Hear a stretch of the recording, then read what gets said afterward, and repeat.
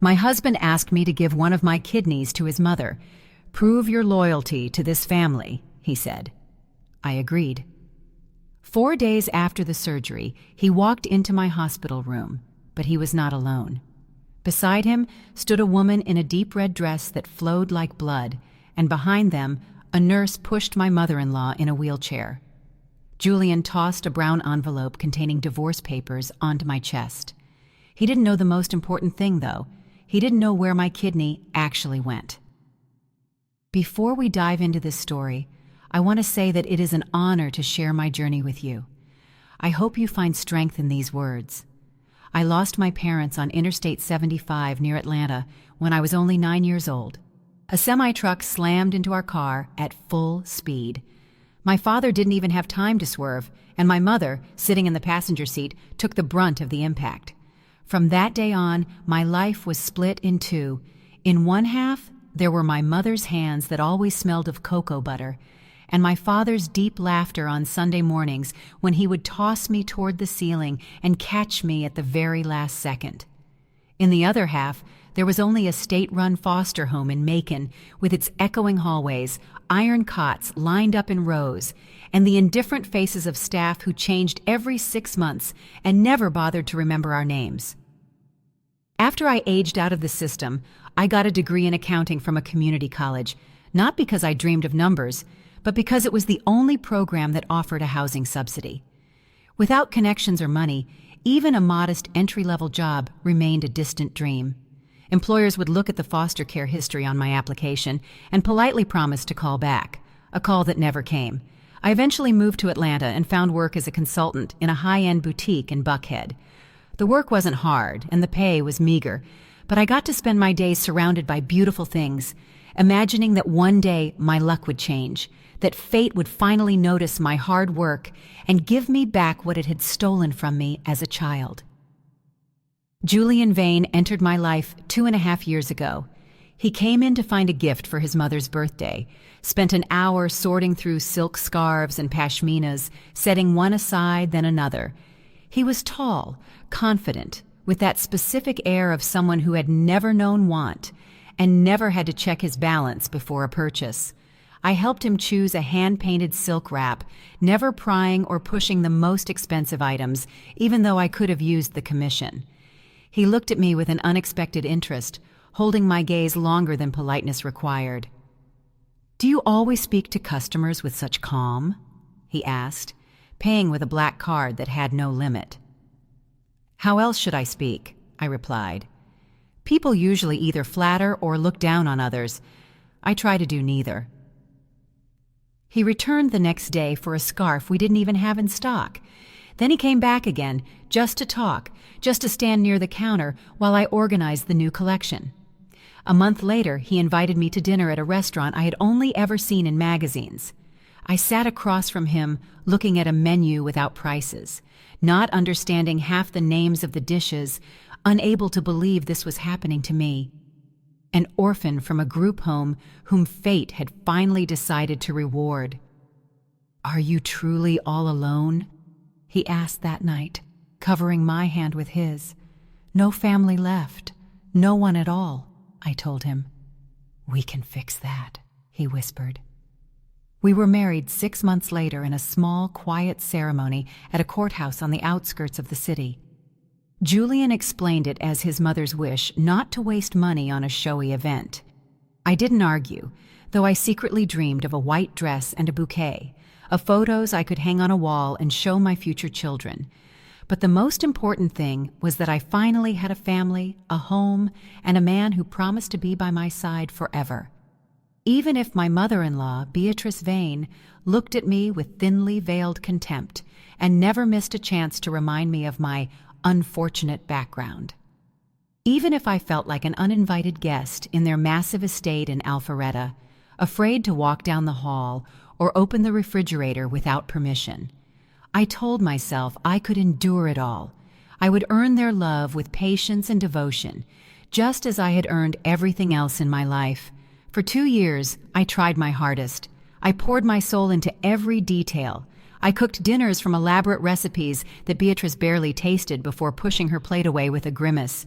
I bought her gifts, perfumes, jewelry, wraps, that disappeared into the depths of her walk-in closet and were never seen again.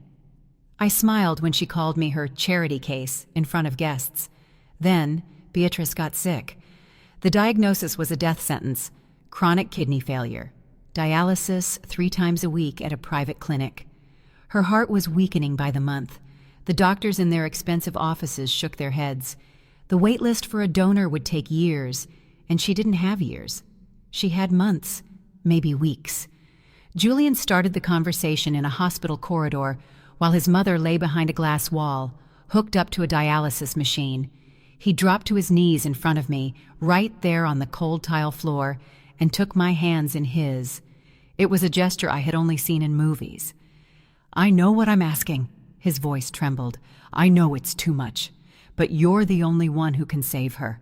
You're the only one in the world. I checked your records, Amani. Remember that physical you had 6 months ago? I asked the doctors to check for a match, just in case. You're a perfect match, 1 in 1,000, and it's you." I stood there in silence, trying to process his words through the rising noise in my head. To give a kidney, a piece of my body. "What about you?" I finally asked, my voice raspy. "You're her son, her own blood. Why not you?" Julian pulled a folded piece of paper from his jacket pocket. It was a medical report from a year ago, covered in stamps and signatures. Incompatibility. I was the first one tested when she was diagnosed. Do you think I would ask this of you if I could do it myself? Do you think I wouldn't give her both my kidneys if it were possible? I looked at the lines of text, the confusing abbreviations and Latin terms that meant nothing to me. I believed him because I wanted to believe him, because I didn't know any other way.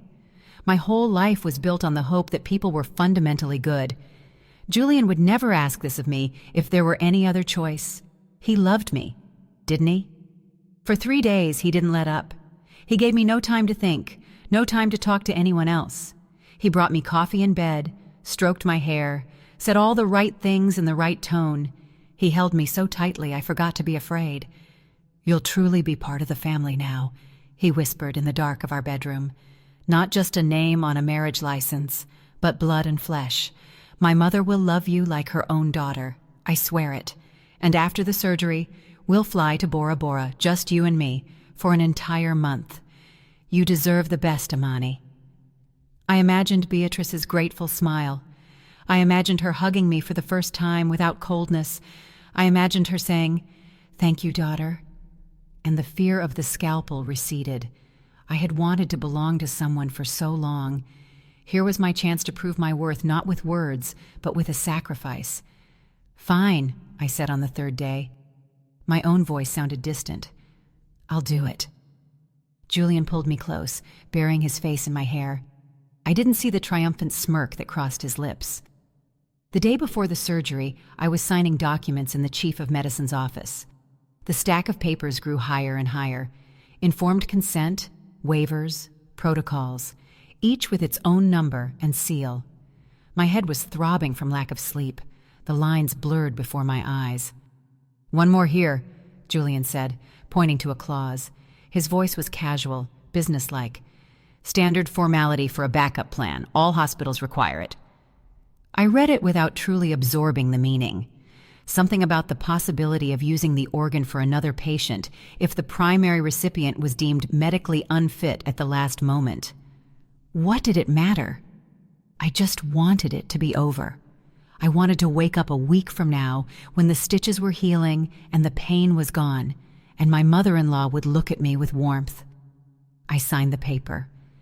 The next morning, as I was wheeled down the hall on a gurney, the lights above merged into a single white streak pulsing with my heartbeat.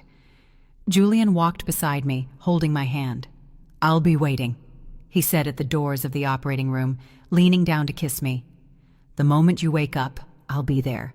My face will be the first thing you see, and then Bora Bora." I wanted to say something important I had been carrying inside, but the orderly pushed the gurney forward. The last thing I remembered before the anesthesia took me under was his face in the gap of the closing doors. So familiar, so loved, or so I thought. I woke up in a different world. The ceiling above me wasn't the pristine white of the private wing Julian had promised. It was gray with uneven patches of old paint. Instead of a private suite with a view of the trees, there were 4 beds in a row. Instead of peace and quiet, there was the hacking cough of a patient by the window and the drone of a television playing a game show. The pain in my left side hit me in waves, thick and heavy, growing unbearable with every breath. I tried to move, but my body wouldn't obey. I felt a drainage tube under my hand, disappearing under a thick gauze bandage. The touch of a foreign object in my own body made me nauseous. Where was Julian? He promised to be there. He promised his face would be the first thing I saw. The door opened on the 4th day after the surgery. Each word was a struggle for me, and I was starting to think there had been some horrific mistake. Julian walked in first, wearing a tailored navy suit, perfectly groomed, calm and collected. Behind him, an orderly pushed Beatrice in a wheelchair, draped in a cashmere shawl. And following them was a woman I had never seen before, tall, with the figure of a model, wearing a dress the color of fresh blood. She held Julian's arm with the ease of someone holding something that belonged to her by right. Julian walked to my bedside and tossed a brown envelope onto my chest. He didn't say a word. He didn't ask how I felt. The heavy paper felt cold against the thin fabric of my hospital gown. "This is for you," he said. No honey, no sweetheart, no how are you feeling. His voice sounded like he was talking to a waitress who had brought the wrong order, polite and infinitely indifferent. With trembling fingers, I opened the envelope and pulled out the documents. A petition for divorce filed in court 3 days ago, the very day I was on the operating table. "I don't understand," I whispered. My voice sounded thin, like a child's. "Why? I did everything you asked. Everything." Beatrice gestured for the orderly to stop and turned her chair so she could see my face clearly. She didn't want to miss a single emotion. "You did. At least you were good for that." The pale, thin face of my mother-in-law twisted into a sneer of disgusted triumph. She looked at me as one looks at a used napkin before throwing it in the trash. "Did you honestly think my son married you for love? A foster kid with nothing, no money, no education, no family to even ask where you went if you disappeared?" The monitor beside my bed began to beep frantically. The numbers on the screen jumped, but I couldn't hear them. There was a roar in my ears, drowning out the world. "You were needed because you were a match and because you had no one to ask questions. That's all. And we don't keep used goods in a house like ours." The woman in red stepped forward. A diamond the size of a marble sparkled on her ring finger. "My name is Sienna," she said with a smile that made me want to vanish. "Sienna Thorne. Julian and I have been together since college. While I was building my career in London, he found a temporary replacement with the right biological parameters." She placed a hand on her stomach, a gesture so simple and so monstrous. "The future heir to the Vane legacy is right here. The legitimate heir everyone has been waiting for. We planned this whole marriage over a year ago, as soon as Beatrice was diagnosed, and it was clear she needed a donor." Julian nodded curtly, confirming every word. The mask had completely slipped, revealing the cold calculation underneath. Sienna looked at me, at my pale, pain-stricken face, at the tubes, at the divorce papers, and there wasn't a drop of pity in her eyes. Only the condescending contempt for a naive girl who was so easy to play. I lay there motionless, staring at the gray ceiling as the fragments of my world slowly, painfully, reassembled into a new, terrifying picture. 2 years of love that never existed, a marriage that was a trap from the very first meeting at the boutique, a sacrifice that meant nothing to them. I had been scouted through my medical records, tamed with pretty words, used until I was empty, and now I was being discarded as a piece of medical waste. Julian broke the silence. He reached into his pocket and pulled out a thin stack of bills bound with a rubber band. He dropped it on the bedside table next to a carafe of water. $10,000, he said, as if settling a minor debt.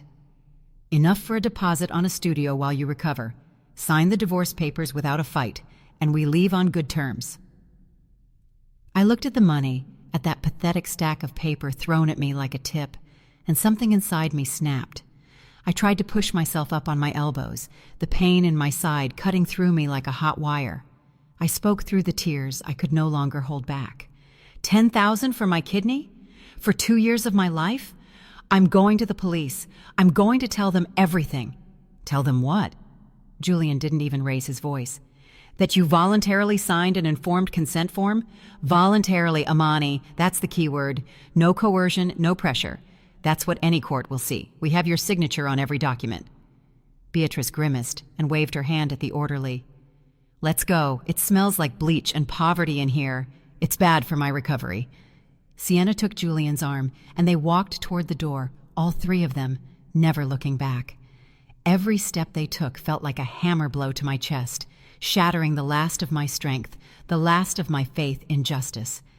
Julian had his hand on the door handle when it swung open from the outside. A tall man in a white coat with graying hair walked in. He had the eyes of someone who made life and death decisions several times a day. 2 nurses followed him. "What is going on in here?" The doctor's voice cut through the air. "Who authorized subjecting a post-op patient to this kind of stress? She's only 4 days out from a nephrectomy." He shot a look at the monitor, then at my tear-streaked face, and then at the trio by the door. His eyes flashed with something close to pure disgust. "Mr. Vane, I presume?" "Dr. Bennett," Julian tried to regain his arrogance. "This is a family matter. We were just leaving." "A family matter."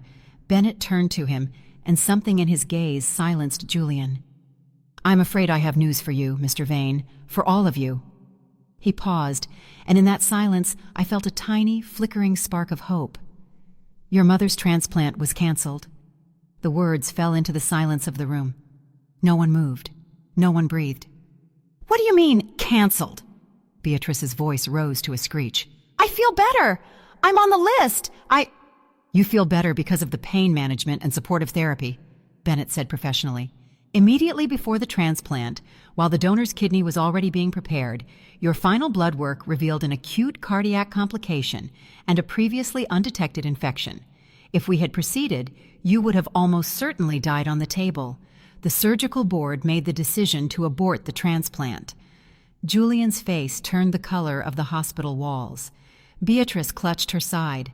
Sienna's hand flew to her mouth. "And the kidney?" Julian stammered. "What about the kidney?" "A harvested organ can only survive outside the body for a few hours," Bennett said, crossing his arms. "When the primary recipient is deemed unfit, the protocol dictates the organ be offered to the next person on the Federal Registry with compatible parameters.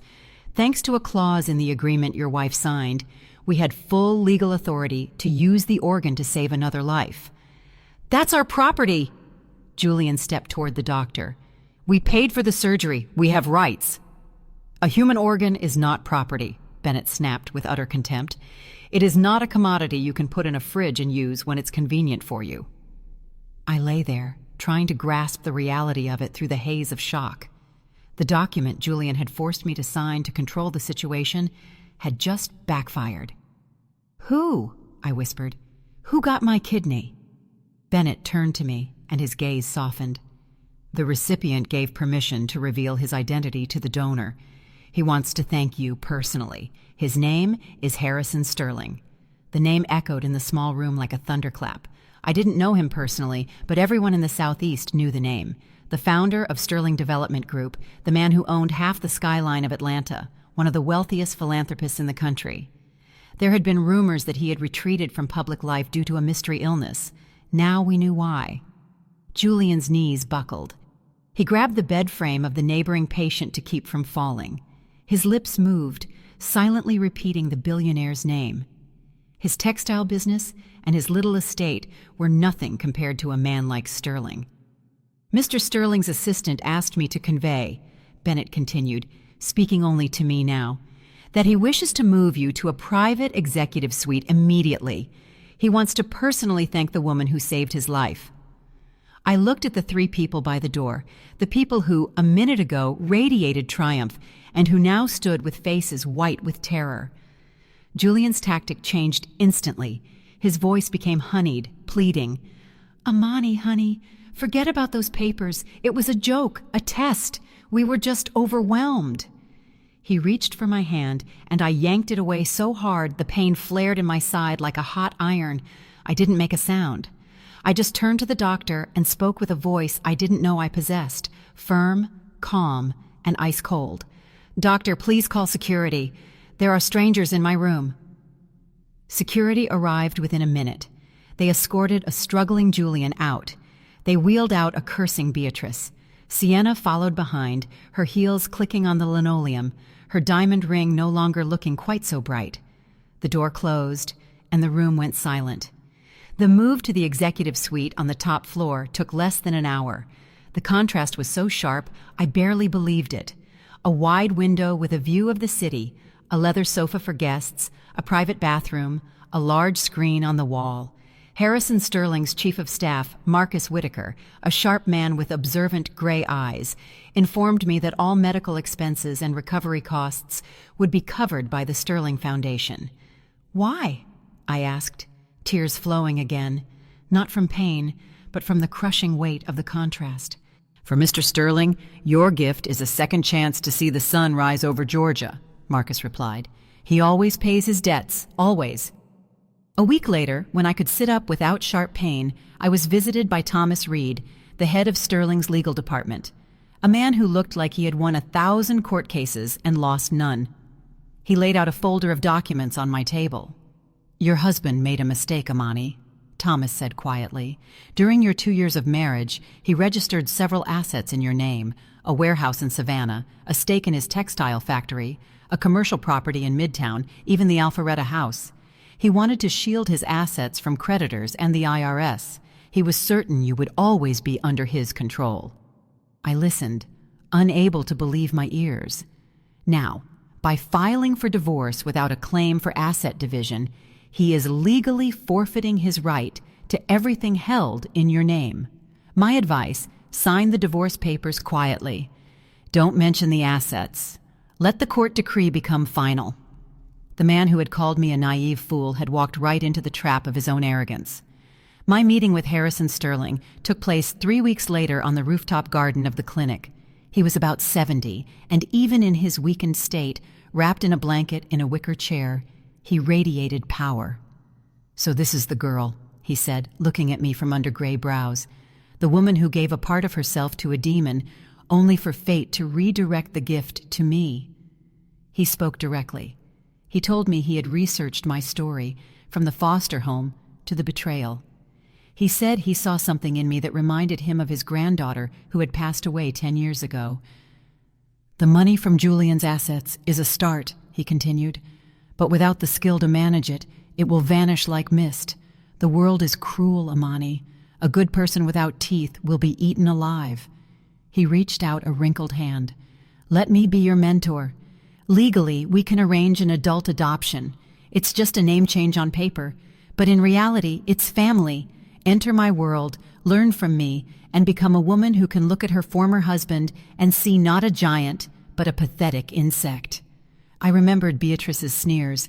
I remembered Sienna's smile. I remembered Julian's cold eyes. If I went back to the world as just Amani Collier, without help, they would find a way to crush me again. I took Harrison Sterling's hand. My grip was stronger than anyone would expect from a woman who had been on an operating table 3 weeks prior. "Teach me," I said.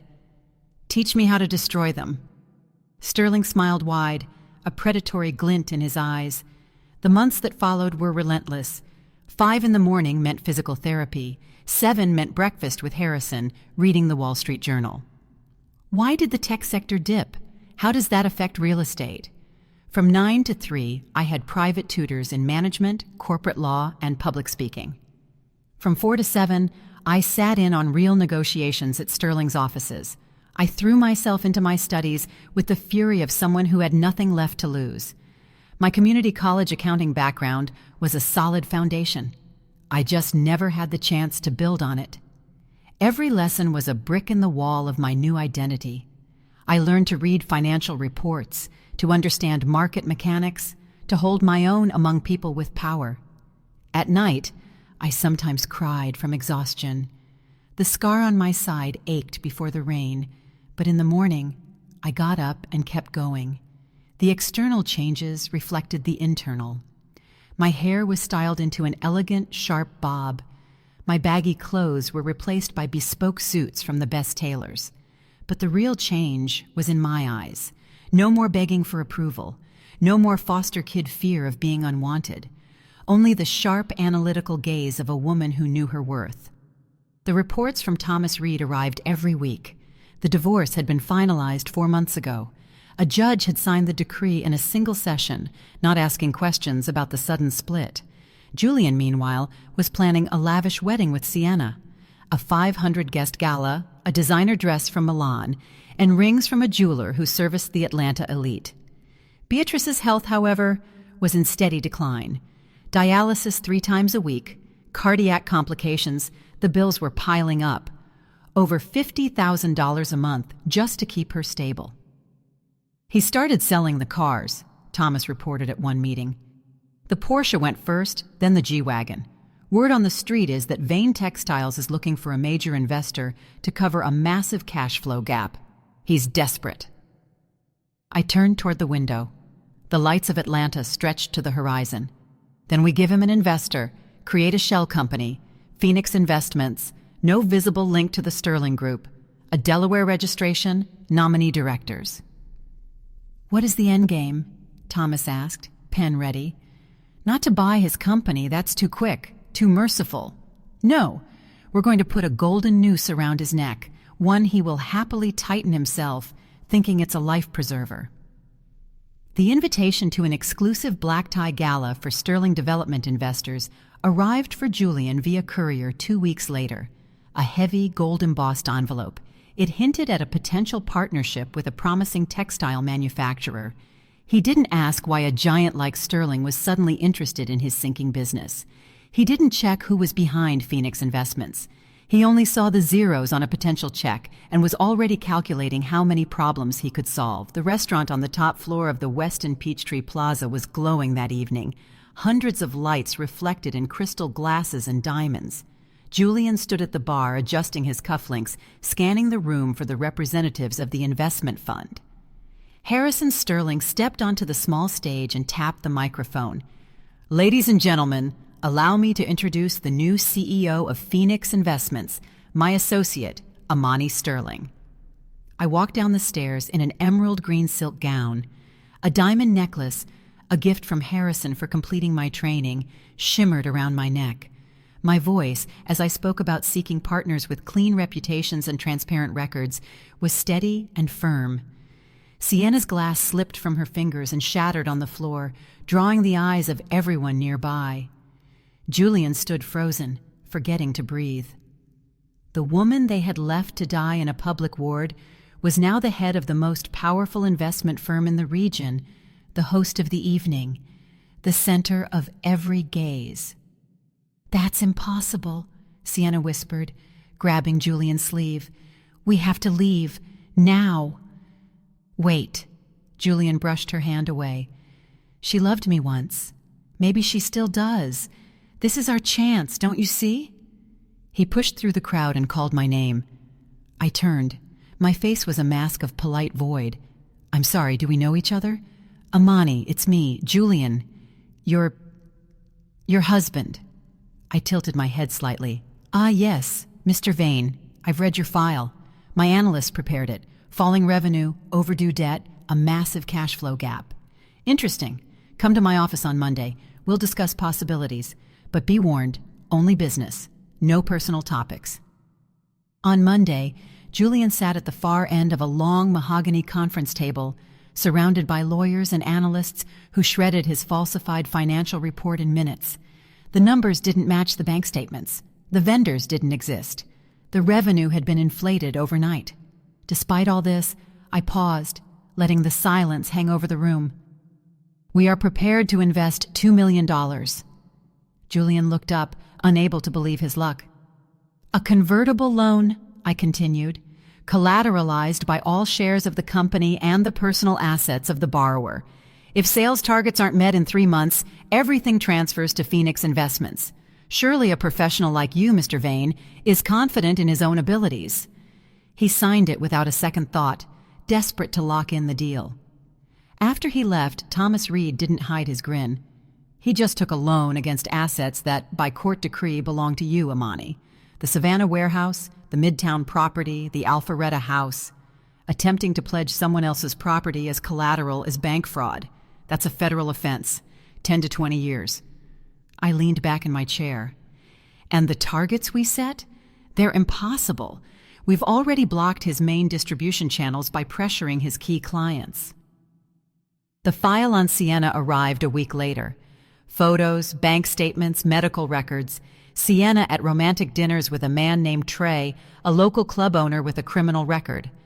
Regular transfers from Julian's company accounts to Trey's accounts, hundreds of thousands of dollars, and most importantly, the pregnancy timeline. Sienna was 20 weeks pregnant. I did the simple math. Conception happened 4.5 months ago. During that week, Julian had been in New York at a textile expo for 7 days straight. Security footage from an Atlanta hotel showed Sienna and Trey entering and leaving a room daily during that same period.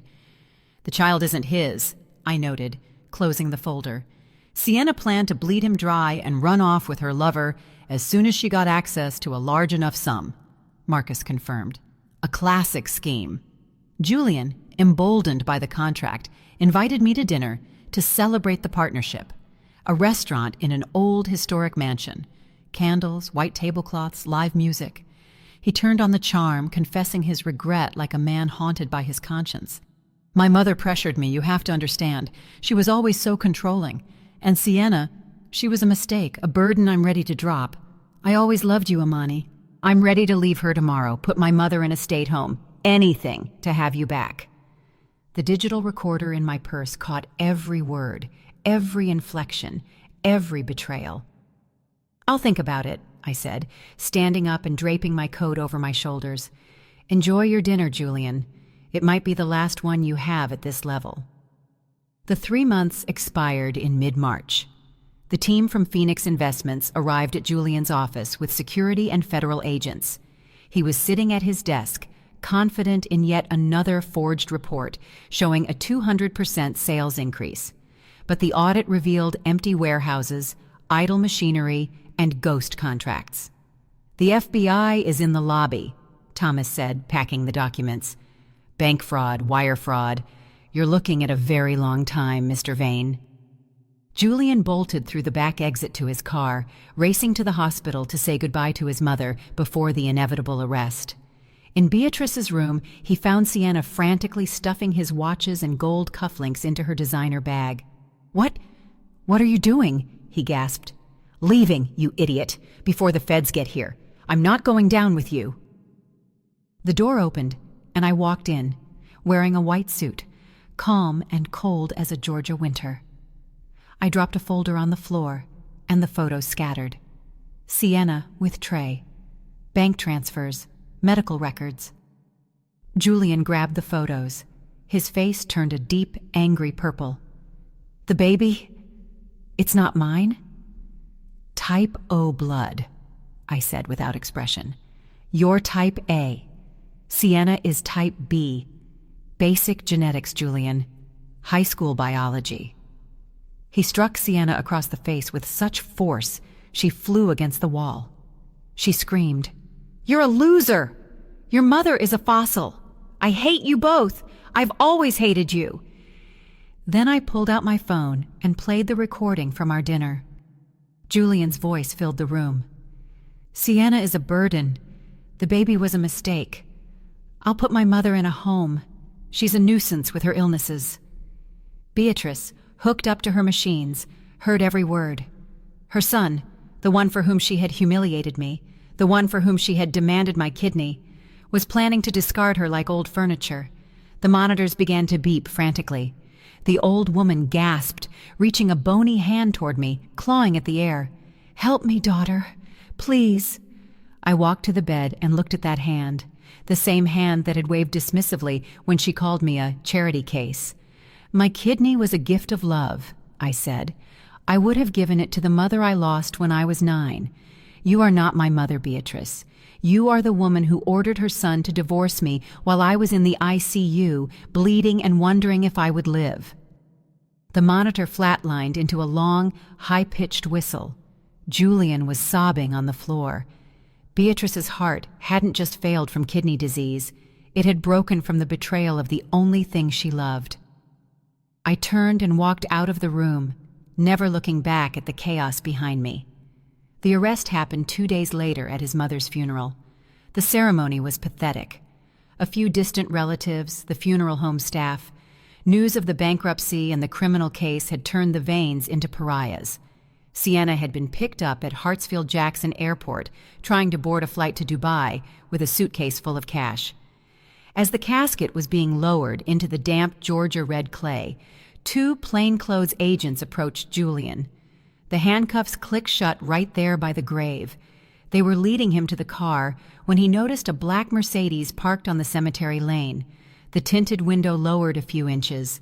There, in sunglasses despite the overcast day, sat I. I looked at him without malice, without triumph. I looked at him like a finished painting, a closed chapter. The window slid back up. The car moved and disappeared around the bend. A year later, I stood at a small cemetery in Macon before 2 modest headstones of gray granite. I placed white lilies on my parents' graves, now well-maintained, with trimmed grass and fresh flowers. I spoke to them softly, telling them how much my life had changed, how I now helped people in similar situations, paying for treatments for those who couldn't afford them, hiring lawyers for those being cheated. The scar on my left side had faded into a thin, pale line. I used to hate it. I used to see it as a symbol of my own naivety. Now I saw it as a medal, proof that I had walked through hell, hit rock bottom, and clawed my way back up, stronger and wiser. "Am I interrupting?" I turned at the familiar voice. Dr. Bennett stood on the path with 2 cups of coffee. He was in jeans and a flannel shirt, sleeves rolled up. "Mr. Sterling asked me to remind you, don't stay out too long. There's a board meeting tomorrow." "Tell him thank you for the concern," I smiled. Bennett hesitated. "Amani, do you have time for dinner? Not a business dinner, just dinner between us." I looked at him, the man who had protected me that day in the hospital, who had checked on me every evening while I was recovering. In his eyes, there was no calculation, only sincere admiration. "How do you feel about some hole-in-the-wall BBQ in downtown?" I asked. "Or do you need white tablecloths?" He laughed, a warm, open sound, and reached out his hand. We walked down the path together, shoulder to shoulder. The sun was setting over the Georgia hills, painting the sky in gold. It would set, leaving the world in darkness, but tomorrow it would surely rise again. And so would I.